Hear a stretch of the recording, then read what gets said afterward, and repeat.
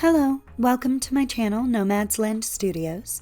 My name is Rebecca, and today I will be reading for you The Snow Queen, A Tale in 7 Stories by Hans Christian Andersen.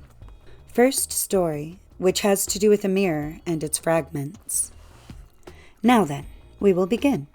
When the story is done, you shall know a great deal more than you do now. He was a terribly bad hobgoblin, a goblin of the very wickedest sort, and, in fact, he was the devil himself. One day the devil was in a very good humor, because he had just finished a mirror that had this peculiar power.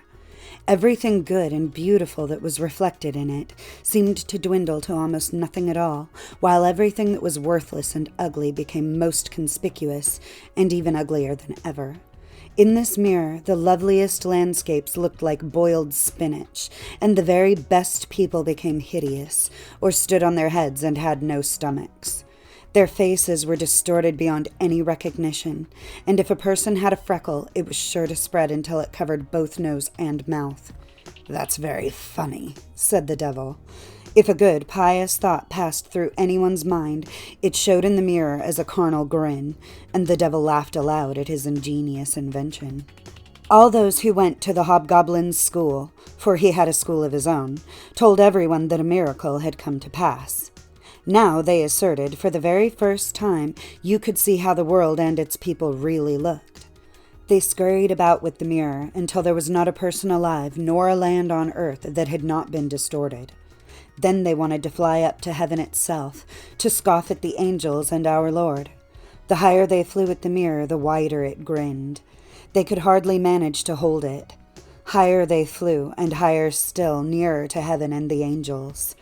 Then the grinning mirror trembled with such violence that it slipped from their hands and fell to the earth, where it shattered into hundreds of millions of billions of bits, or perhaps even more.